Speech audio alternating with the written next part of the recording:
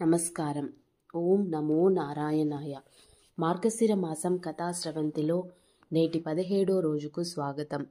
నిన్నటి కథలో అత్యంత భయంకరమైన కేసి అనే రాక్షసు గుర్రాన్ని సంహరించి కేశవుడిగా కీర్తి పొందిన కృష్ణుడి లీల గురించి తెలుసుకున్నాం. కంసుడు పంపిన రాక్షసులందరూ వరుసగా చనిపోవడంతో కృష్ణుడిని చంపడానికి మధురలో ఉన్న ఏ రాక్షసుడు సిద్ధపడలేదు. అప్పుడు కంసుడు కృష్ణుడిని నేరుగా మధురకి రప్పించి తన అత్యంత శక్తివంతమైన మల్లయోధులైన చాణూరుడు, ముష్టికుడు ద్వారా చంపించాలని నిర్ణయించుకున్నాడు. కంసుడు వెంటనే తన అత్యంత విశ్వాసపాత్రుడు మరియు కృష్ణుడి బంధువు అయిన ఆ క్రూరుడిని బృందావనానికి పంపాడు. ఆ క్రూరుడికి కంసుడి ప్లాన్ తెలుసు, కానీ భగవంతుడిని చూడాలనే తపన అతనికి ఎక్కువ. ఆ క్రూరుడు బృందావనం చేరుకొని కృష్ణుడు, బలరాముడిని మధురలో జరిగే గొప్ప ధనుర్యాగం మరియు మల్లయుద్ధ పోటీలకు ఆహ్వానించాడు.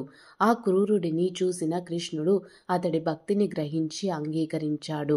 గోపాలకులందరూ విచారంలో మునిగిపోయారు. ముఖ్యంగా యశోదమ్మ, నందుడు తీవ్రంగా బాధపడ్డారు.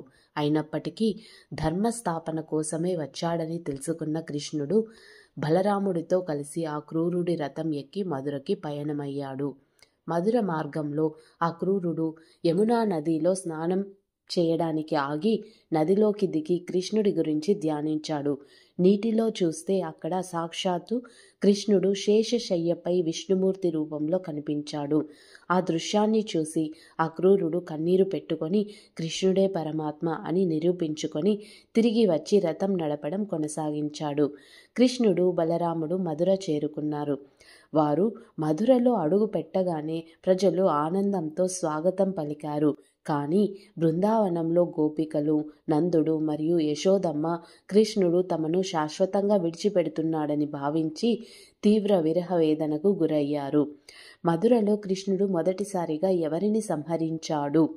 కంసుడు ఏర్పాటు చేసిన మల్ల యుద్ధానికి ముందు జరిగిన ఘట్టాలు ఏంటి? ఆ ఉత్కంఠభరితమైన ఘట్టం గురించి రేపటి 18వ రోజు కథలో తెలుసుకుందాం. ఓం నమో నారాయణాయ.